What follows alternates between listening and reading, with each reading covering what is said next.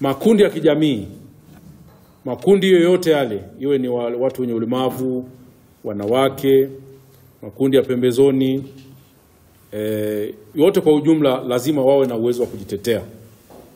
Sasa inapotokea kwamba jamii kutokana labda na sababu kadhaa au makundi, kwa mfano uelewa mdogo, uwezo mdogo, au changamoto zingine zinazotokana na masuala ya haki za binadamu kama kuzuiwa, kubanwa, vitisho, makundi fulani wanashindwa kujitetea. Sasa nyinyi ndio mnaingia kama watetezi wa haki za binadamu.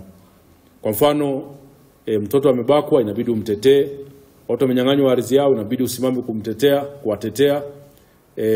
Wanawake wananyanyaswa, inabidi msimame kuwatetea kwa sababu ya hizo sababu nilizosema. Uelewa, wakati mwingine mtu anaweza kawa hajaelewa kwamba hii ni haki, kwa hiyo inabidi wewe mtetezi uingie pale kumteteza. Kwa hiyo tunapongeza kazi ambazo mmekuwa mkizifanya za kuwatetea wale ambao uwezo wao wa kutetea haki zao unakuwa ni ndogo kwa sababu mbalimbali. Kwa hiyo mnakuwa front line. Kwa hiyo duniani kuna, ndio maana sasa Umoja wa Mataifa mwaka 1998 wakaja na azimio ambalo linatambua na kuwalinda watetezi wa haki za binadamu. Kwa hiyo sisi kama mtandao ambao ni wa watetezi, mtandao wa kwenu, mara kadhaa tumekuwa tukikutana kwa lengo la kujengeana uwezo, kukumbushana majukumu kuhusiana na kazi zenu za utetezi. Kwanza tunaendelea kuwakumbusha kwamba kazi za utetezi zinatakiwa ziendelee na ziendelee kuimarika. Na uimarikaji wa kazi hizo za utetezi lazima uangalie mambo mengi, uangalie masuala ya kisheria, uangalie maendeleo, development katika maeneo ya haki za binadamu, hali halisi ya hali ya haki za binadamu katika maeneo mnayofanyia kazi, hali ikoje, inabadilika, inaongezeka au hali inazidi kuwa mbaya zaidi. Lazima mjue context analysis na vitu kama hivyo. Kwa hiyo tuna namna sasa ya kuripoti. Tumekuwa tukisisitiza sana kwamba sehemu kubwa ya maisha ya mtetezi wa haki za binadamu ni swala la kutoa taarifa ya haki za binadamu katika eneo lako. Ukiona unafanya kazi ya utetezi lakini mwaka wa kwanza unapita, wa pili, wa tatu, hujawahi kutoa taarifa yoyote ya eneo unalotetea, maana yake hapo kuna changamoto. Kwa sababu utakuwa wewe unapimaje sasa kwamba hali ya haki za binadamu inaimarika au inabadilika katika eneo hilo la kwako? Kama usipotoa taarifa, kwa mfano ukasema mimi niko Babati ninatetea labda wakulima wadogo, alafu utoi taarifa ya kuonyesha hali ya wakulima wadogo ili kuangalau hata unapokutana na serikali kwa mfano kwa ajili ya maboresho au ushawishi, unaeleza kwamba hali iko hivi, hali ilivyo. Kwa hiyo lazima swala la kutoaji taarifa ni swala la muhimu sana. Maisha ya siku zote ya mtetezi wa haki za binadamu yamejikita katika kutoa taarifa, kufuatilia na kutoa taarifa. Na hizi taarifa unatoa sehemu nyingi, unatoa serikalini, unatoa kwa wadau wako wanaokupa rasilimali, unatoa kwa umma, naona kuna vyombo mbalimbali unapeleka. Kwa hiyo lazima tujifunze namna ya kutoa taarifa na kuendesha mikakati ya kimsingi ya utetezi wa haki za binadamu. Mtetezi wa haki za binadamu hautakiwi nguvu tu wakati wote. Tunatakiwa tutumie pia mikakati. Lazima tujifunze kutumia ushawishi, mikakati mbalimbali. Ingawa tunatumia zote, wakati mwingine nguvu inahitajika, lakini sehemu kubwa inatakiwa tutumie mikakati, namna ya kujipanga tuweze kutetea haki za watu tunao. Kwa mfano ushawishi wa masuala kadhaa, sheria, sera, kutungwa kwa kanuni mbalimbali, lazima utumie ushawishi. Lazima utumie uzoefu wako. Na ndio maana tunajifunza masuala ya advocacy. Advocacy ni ushawishi. Na ushawishi haujawahi kuwa wa one time. Si ndio Yaani ushawishi. Kwa hiyo kama kuna mtu anaweza kushawishi kitu kwa siku moja, kuna mtu amefanikiwa kweli? Hata ukitaka kuoa kwani unashawishi kwa siku moja? Si lazima upambane kidogo. Siku hizi ndio mnaenda haraka. Miaka ya nyuma mtu anakaa miaka 10 anashawishi tu.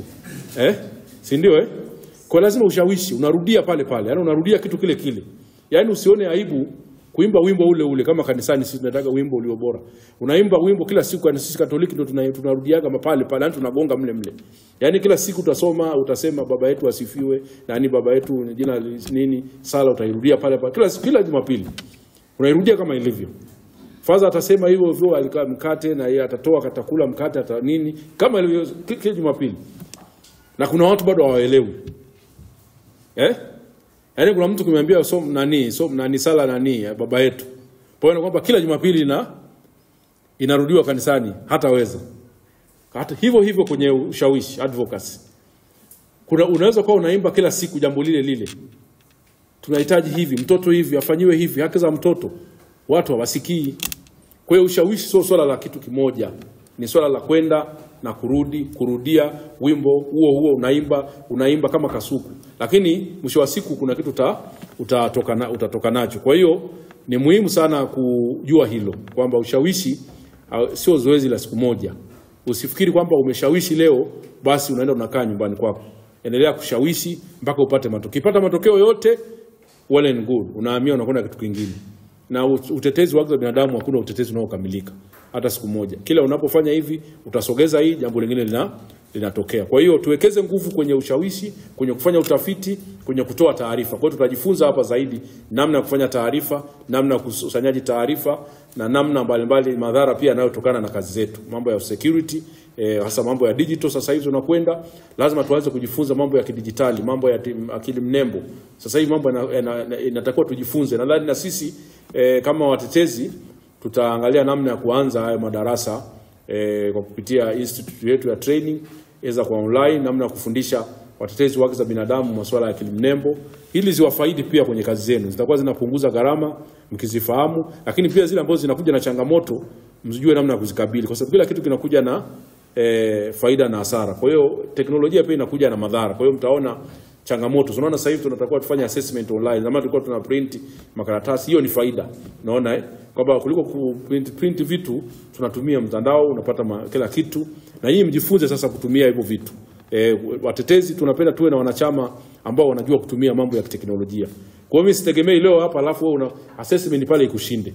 Yaani wewe utakuwa hujajitendea haki kama mtetezi wa haki za binadamu, tena mwanachama wetu, alafu unashindwa kutumia Mentimeter. Maana hii ni sehemu ya training. Kwamba ujue kwamba na wewe ukirudi si unafanya hizi kazi. Na wewe si unafanya, wewe ni unashirika. Utakuwa unafanya hizi pre-evaluation form. Unatakiwa ujifunze hii ili ukirudi kwako, kwa sababu hata sisi tumejifunza, na mimi nimeleta hii baada ya kujifunza kwa wengine. Hata mimi nilialikwa kwenye mkutano wa kimataifa nikagundua kwamba masuala ya kuprint tunaachana. Kwa hiyo tunatakiwa tujifunze na nyinyi mtakuwa mjifunze. Ukirudi kwako huko uache kutumia makaratasi kufanya pre-evaluation, unatumia mfumo huu. Mentimeter iko tu online bure wala haina gharama. Unaona Kwa hiyo lazima, mimi naamini kila mtu aliyoko hapa lazima amejaza hili. Ukiwa na smartphone yoyote unaweza kujaza hili. Hahitaji kwamba uwe na smartphone ya namna gani. Mradi tu iwe ni smartphone, unaweza ukachukua hiyo nani pale ukaweka. Kwa hiyo ni vitu ambavyo ni lazima tuendelee kujifunza na kufanya kazi kwa pamoja. Najua mwaka huu ni mwaka ambao ni wa uchaguzi. Kwa hiyo mimi niwatakie kila laheri kwa wale ambao watataka kwenda kufanya masuala ya uangalizi, lakini natoa angalizo kwamba kabla hamjaenda kuomba vibali vya masuala ya kuangalia uchaguzi, tafuteni namna ya kutafuta watu watume. Ingawa siku hizo wamekuwa wagumu kuongea na sisi na barua hawajibu. Tafuteni sana, waambieni zile kanuni zina changamoto nyingi. Kabla mjaenda kujikomiti kuwa observers, kwa sababu mtakwenda kusarenda haki zenu zote kama watetezi wa haki za binadamu mpaka uchaguzi unaisha. Hamtaweza kuongea chochote, hamtaweza kushauri chochote. Kanuni, na ukitokea umefanya kosa unaweza ukafungwa na unaweza kuzuiwa kufanya kazi za asasi za kiraia miaka yote. Mnajua kanuni inasema ukitokea umekiuka zile kanuni unaweza ukafungiwa kufanya kazi za NGO kwa maisha yako yote. Sasa mjue hilo. Ndio maana nasema kwa wanachama wetu, kabla mjaingia kichwa kwenda observation, tafuteni namna. Kama mtataka tuwaombee, sijui kama watakubali. Maana wana hiyo changamoto ya kukubali kukutana na wadau. Kwamba hizo kanuni zikiwezekana, hizo kanuni zinatungwa na tume yenyewe. Wamepewa mamlaka kutunga kanuni, sio wizara sasa hivi. Kwa hiyo waangalie namna ya kuelekeza hizo kanuni. Kwa sababu haiwezekani mtu amefanya kosa, kwanza nafasi ya kusikilizwa hakuna. Asasi za kiraia ikifanya kosa kwenye hizo kanuni, kwanza kusikilizwa hakuna. Yaani wewe utaadhibiwa tu juu kwa juu. Yaani utaambiwa tu umeadhibiwa. Kwa ile haki ya kusikilizwa hakuna, sehemu ya kukata rufaa hakuna, na una adhabu yako inaweza ikawa ni kufungiwa kazi za NGO mwaka kwa. Hiyo ni sheria kali sana. Hiyo ni sheria kali mno. Hatujawahi kuwa na sheria ambayo ina kifungo ambacho hakina kikomo. Ina adhabu ambayo haina kikomo. Hata mtu akiua anaweza akafungwa miaka 30 mwingine, mtu akibaka miaka 30, wengine maisha, inategemea na jinsi kesi ilivyoamuliwa mahakamani. Kwa hiyo nadhani of course wengine wanaweza wakanyongwa, inategemea na kesi ilivyo. Kwa hiyo nachosema ni kwamba hizi kanuni tu tunazipitia, na sisi tumefanya uchambuzi tumewapa. Sasa mkishindwa kusoma itakuwa ni shauri lenu. Nakumbuka tulitoa maoni, mlileta maoni, tukafanya uchambuzi, tumewapa. Hizo kanuni zinahitaji kupitiwa kabla ya kwenda kuziona. Kwa hiyo yote ule mwenye nia hiyo, soma kwanza hizo kanuni vizuri kabla hujakwenda kujitumbukiza shirika lako kwenye changamoto ambayo unaweza usitoke nayo, au wewe ukajikuta wakati wote miezi miwili ya mchakato wa uchaguzi wewe umefungwa mdomo. Yaani hata uone tatizo kubwa kiasi gani wewe utaweza kuzungumza. Huko nyuma tulikuwa tuna uwezo wa kuongea tulivyokuwa tunafuatilia uchaguzi, mtakumbuka kila wiki tulikuwa tunatoa brief, hali ikoje, ushauri, na vilikuwa vinafanywa kazi. Sasa sijui this time ikitokea kwa mtu umeona kuna tatizo kubwa sana, kwa mfano ukaona tatizo kubwa sana, labda msimamizi wa kituo fulani ameenda amelala siku nzima, na wewe ni mwangalizi, sasa kweli hata hilo utashindwa kutoa hata hiyo kanuni na kunyima.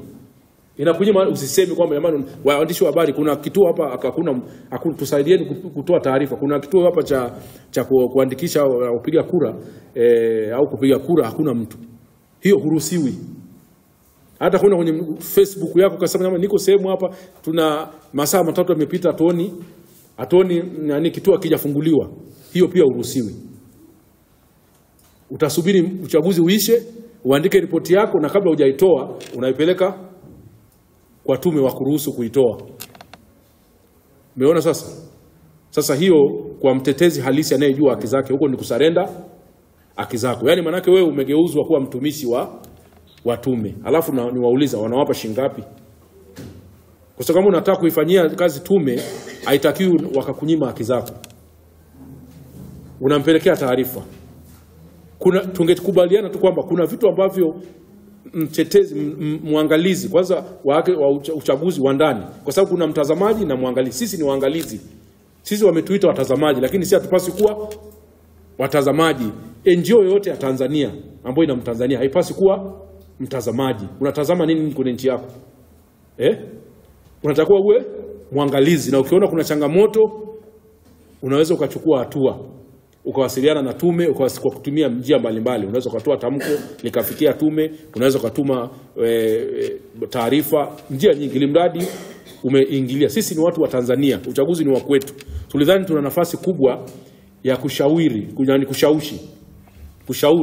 pale tunapoona changamoto zinajitokeza. Kwa hizo kanuni, kwa sababu najua mnakwenda kwenye hizo muangalie namna gani mtaitafuta tume, muonge nao. Kama watasikia basi wataweza kubadilisha angalau zile vifungu vyenye changamoto kadhaa, alafu muendelee na michakato hiyo. Kwa hiyo kwa ufupi mimi niwatakie kila laheri, niwatakie mafunzo mema kwa hizi siku 2 hapa kuhusiana na namna ya kutetea na kutoa taarifa za utetezi wa haki za binadamu. Asanteni sana.